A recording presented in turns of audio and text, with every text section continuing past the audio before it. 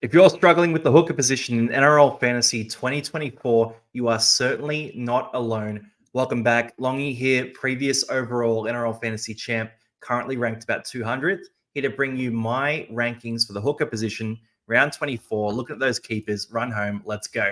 Now, before we jump right into it, I wanted to show you the data set that's actually driving these scores. So essentially what I've done is I've inputted a few stats. So consistency scores, upside, injury risk, resting risk, and job security, as well as a couple of other things here too that are going to drive a buy score for these players. So each of these hooking options is going to get a buy score out of this data set. It's all based on 2024 data, and then we can talk about the subjective components that actually make these guys more or less interesting.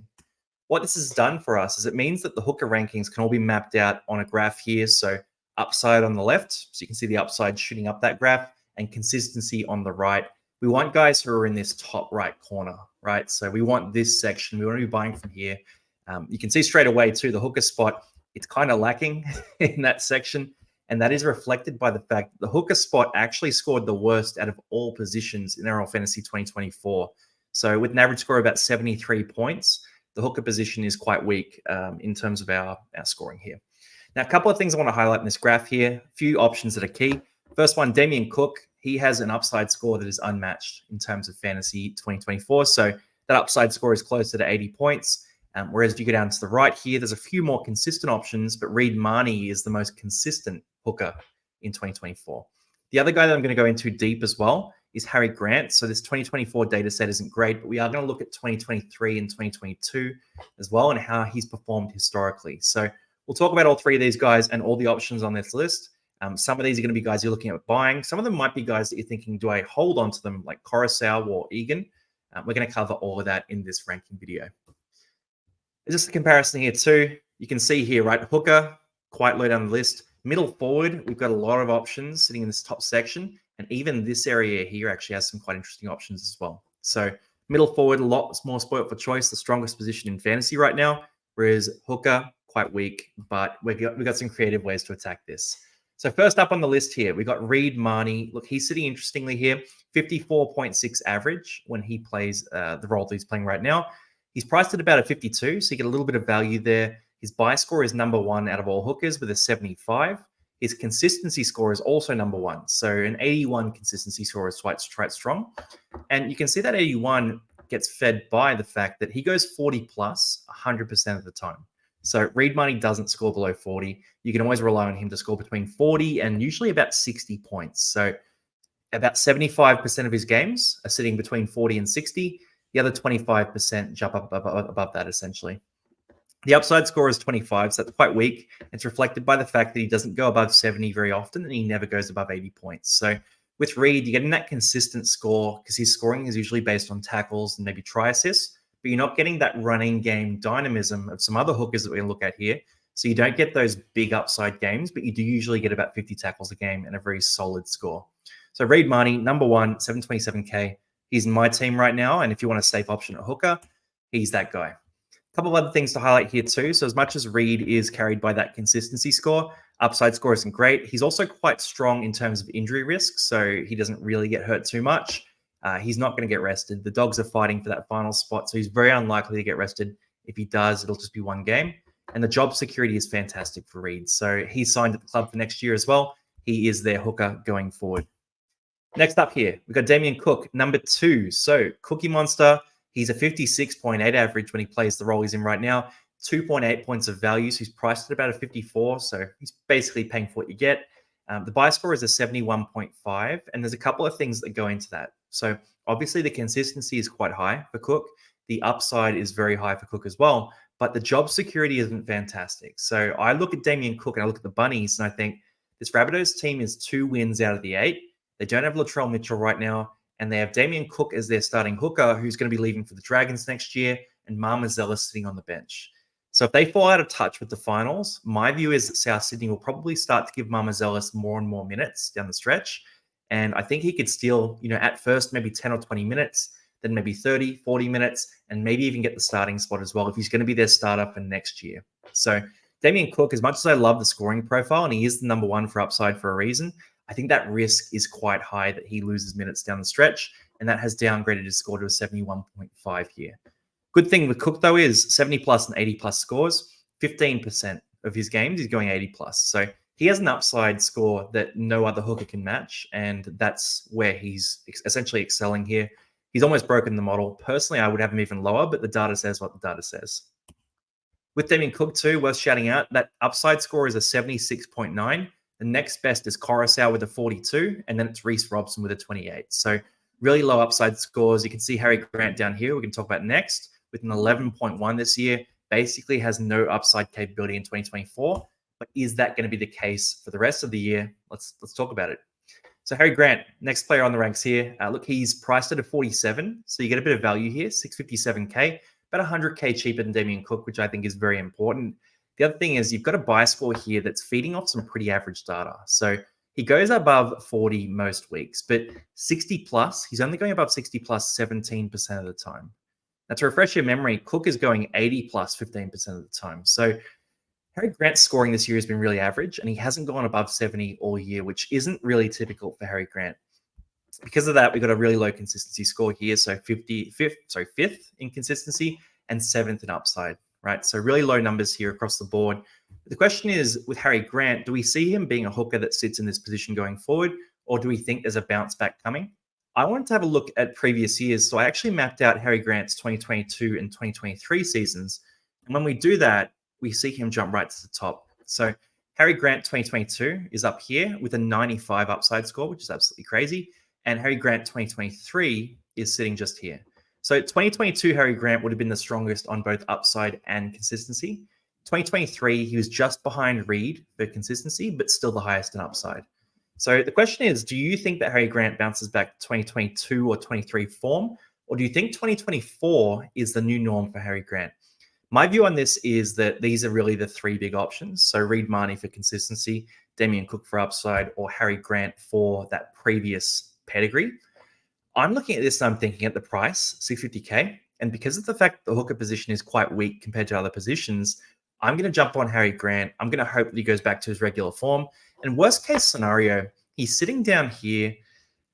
You know, he's sort of in the same league as a lot of these guys anyway, slightly behind. But there is some risk that he does get a rest, you know, with the Storm doing quite well. And with the fact that Garlic has been playing decent, filling in for him too. There also is that injury risk with Origin and all these other things as well. So there is a bit of risk there, but I think Harry Grant's the option to go for. But if you want the upside of Damien Cook, don't mind that. If you want the consistency and locked-inness of Reed Mahoney, that's solid as well. So up to you, but they're my top three. Next up, number 4. He's ranked number 3 in the stats. So Harry Grant was actually number 7 in the stats. But I've brought him forward because I think subjectively he's the guy. So on the stats, number 3, but my number 4. Reece Robson, 71-point buy score. Really good consistency here. So a 79 in consistency. Upside is it's fine. But he goes 40 plus 100% of the time. And that's where the stats start to fade off. And you see no 80 plus games. So the upside is quite limited with Reece Robson.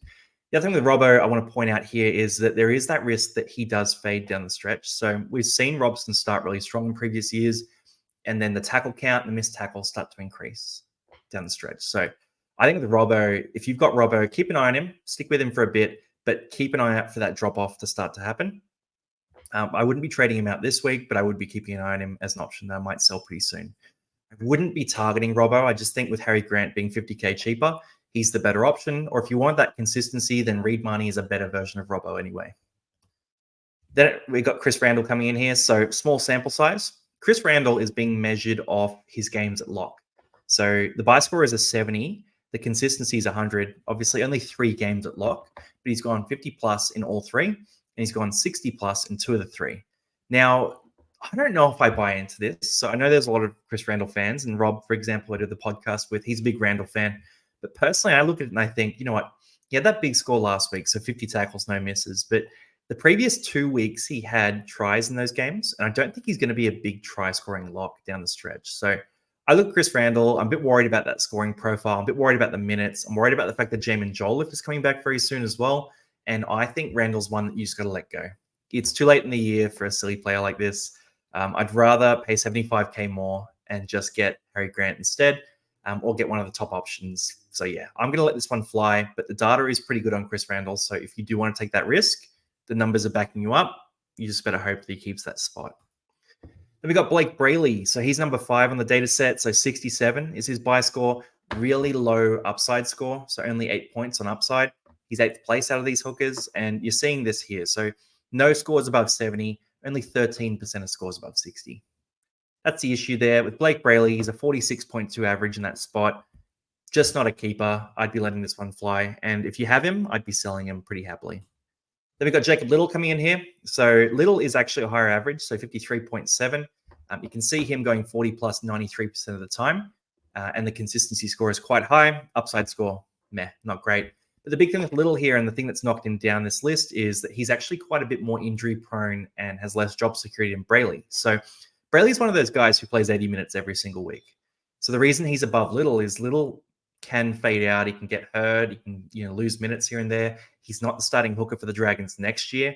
All of these things can factor in and can produce risk over the last 2 months of footy. So 2 months is a long time, and a lot of us don't have many trades left. So with Jacob Little, I'd probably be letting this one fly at that price. I just think 698K. Not a lot of upside in it. He's playing well for draft, but I'm not going to be grabbing him in a regular team. Now, this is a really interesting one here with Tom Starling. So Starling comes in at number 8 with that buy score at 60.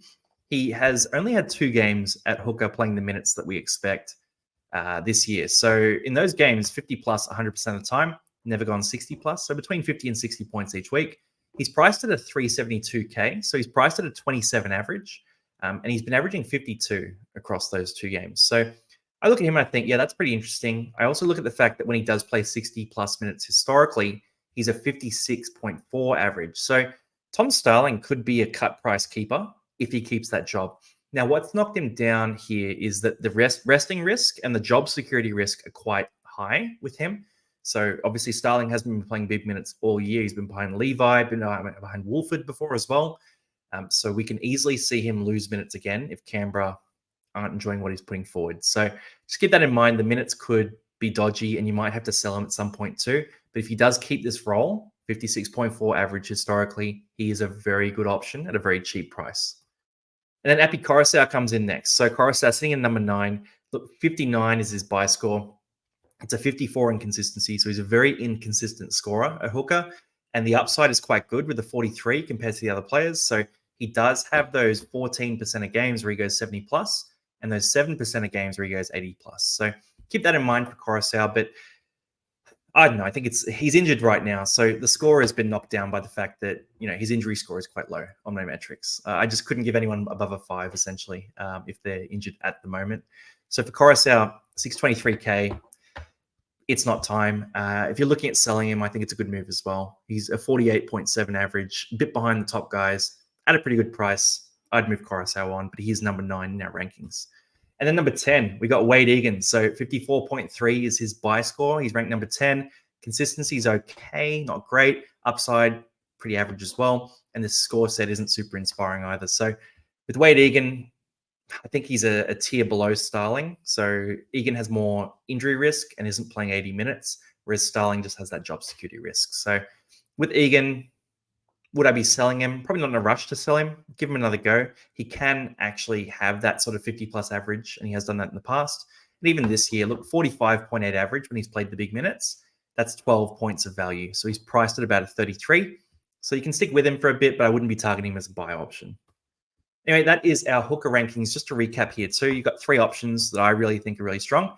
So Damien Cook, if you want that upside of scoring, this year he has been the guy for upside scoring, and South Sydney need him to do a lot in that team.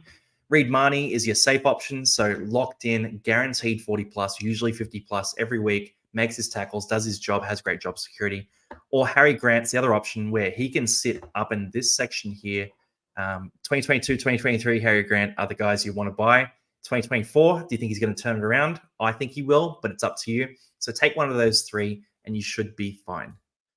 And just a reminder too, that's the middle spot. We're going to be doing middle rankings next. So jump onto that one. It's all on the channel. Make sure you subscribe as well. And let me know in the comments, which hooker are you going to be targeting this week, if any, or are you just going to jump straight to middle and have a look at those guys instead? All right, that's hooker rankings done and dusted. So best of luck this week, guys. I'll see you on the next video. Peace out.